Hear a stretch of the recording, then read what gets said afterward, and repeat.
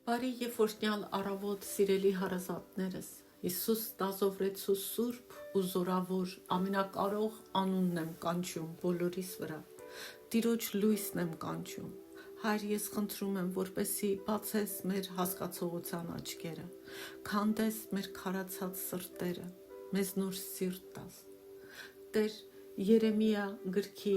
29-րդ գլխի 12-ից 13 համարներում դու խոստում ունես, Տեր ջան, քո ժողովրդի համար։ Դու ասում ես, դուք կկանչեք ինձ եւ կգաք ու կաղոթեք ինձ, եւ ես կլսեմ ձեզ։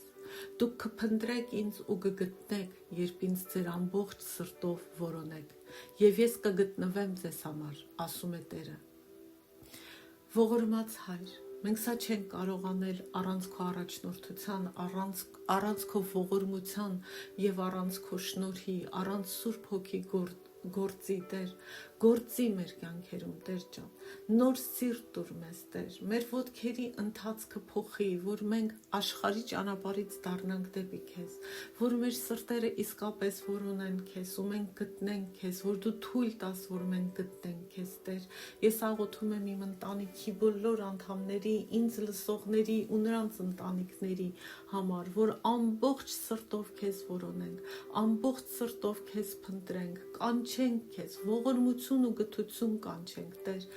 Մենք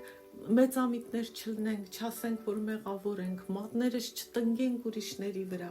այլ թույլ տանք, որ դու մեր սրտերը քննես ու մեզ ապաշխարության նվեր տաս, դարձի բերես, դառնաս մեր Աստվածը, մենք էլ քո ժողովուրդը։ Հիսուսի անունով աղոթեցի։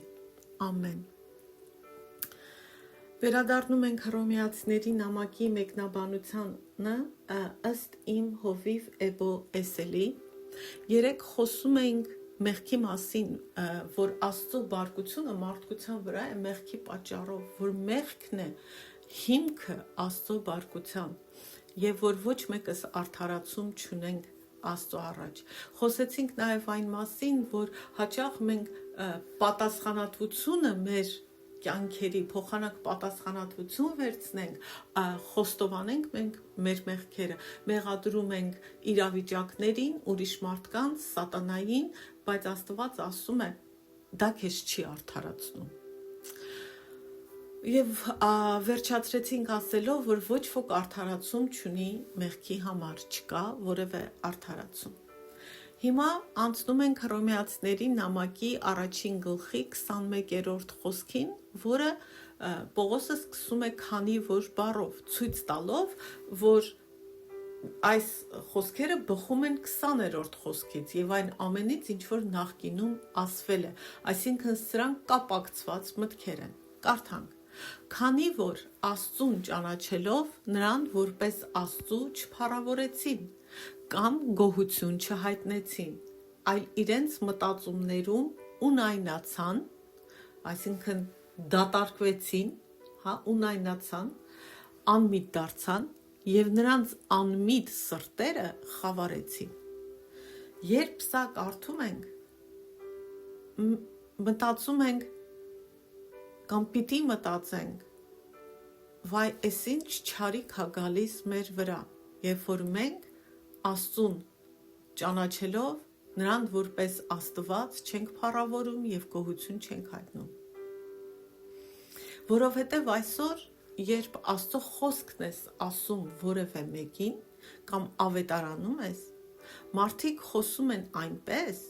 կարծես Աստված գոյություն չունի, կարծես Աստված չի լսում ու չի տեսնում, կարծես Աստված իրենց սրտերը չի քննում։ Մենք այնքան մեծամիտ ձևով ենք խոսում, այնպես ենք ապրում առանց Աստծո երկյուղի, որ լսելով այդ մարդկանց, որոնց թվում տարիներ առաջ ես էի, կհամոզվես, թե Աստված չկա։ Բայց Սուրբ Գիրքն ասում է, դա այդպես չէ։ Նրանք այդպես են խոսում, որտեվ ապրում են անաստվածության մեջ, ամբարիշտ են եւ ճնշում են ճշմարտությունը, որը նրանց արդեն հայտնի է եւ հայտնի է դարձրել ով Աստված եւ Աստված հայտնի է դարձրել այդ ամենը արարչության եւ իրենց խղճի միջոցով։ Նորից եմ կրկնում, այս ամենը Աստված է բացահայտել, Աստված ինքն է ողջ մարդկությանը բացահայտել իր գոյության մասին։ Ու կարդանք Աստվածաշնչից. քանի որ նրանք ճանաչեցին Աստծուն, բայց չպատվեցին նրան որպես Աստված եւ շնորհակալ չեղան, այլ ունայնացան իրենց մտքերում եւ նրանց անմիտ սրտերը խավարեցին։ Այստեղ Պողոսը ցույց է տալիս, թե ինչպես է մարդը աստիճանաբար անկում ապրում։ Երբ մարդը մերժում է Աստծո մասին գիտելիքը, որ ստացել է արարչության, բնության եւ խղճի միջոցով, առաջինը նա սկսում է չպատվել, չփառավորվել Աստծուն որպես Աստված։ Ամեն մարդ, ես ու դու ունենք անհրաժեշտ գիտելիքը, անհրաժեշտ բնական հայտնությունը Աստծո մասին, որովհետև Աստված այն հայտնի է դարձրել մեզ։ Մենք ունենք այդ ընդհանուր հայտնությունը ստեղծագործության և խղճի միջոցով, բայց գիտակցաբար ճնշում ենք, հերքում ենք, մերժում ենք այս գիտությունը, ասում ենք Աստված չկա, կամ բավականին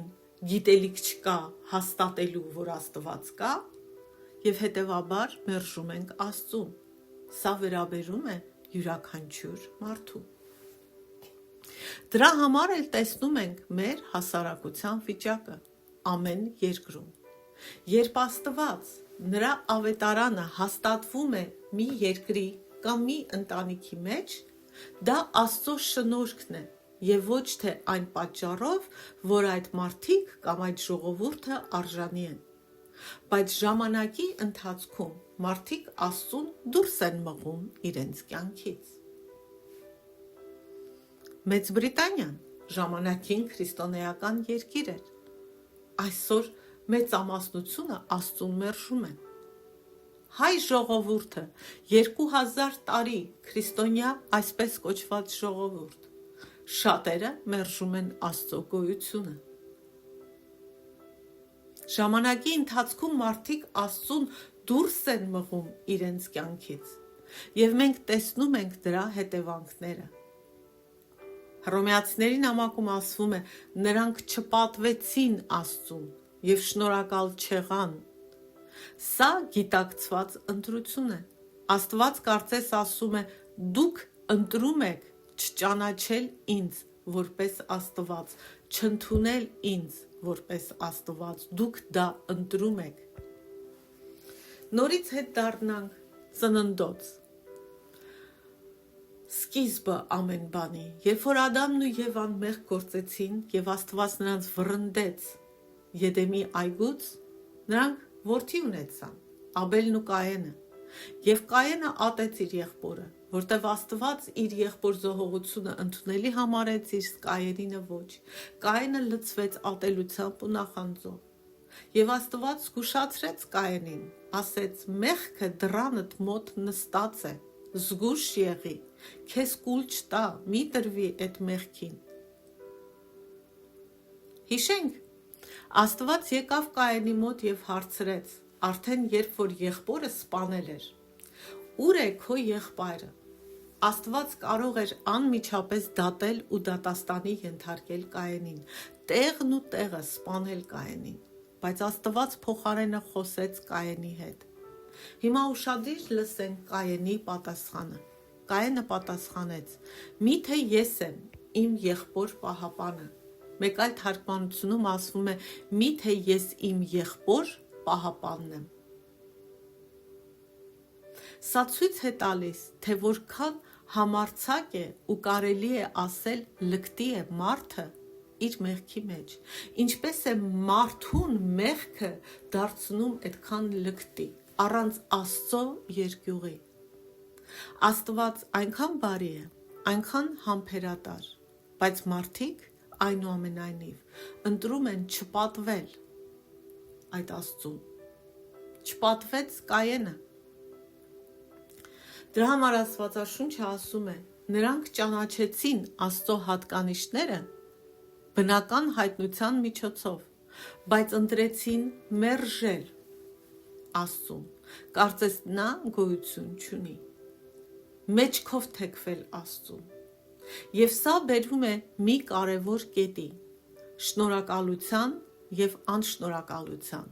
երախտագիտության եւ երախտամոռության մեր մեջ եւ այն բոլոր չարիքներին, որ առաջանում է երախտամոռությունից, անշնորհակալությունից Աստծո հանդեպ։ Իսկ սրա մասին կխոսենք վաղը։ Թող Տեր Աստված ողորմի ամեն մեկիս եւ այս խոսքերը դատարկ խոսքեր չլսենք պծիճկաներ դնելու համար, չլսենք ուղակի այդ պահին մեզ լավ զգալու համար։ Տեր, ես խնդրում եմ, որ քո ողջ զորությունը գործի եւ այս խոսքերը կատարեն այն նպատակը, որի համար դու ուղարկել ես,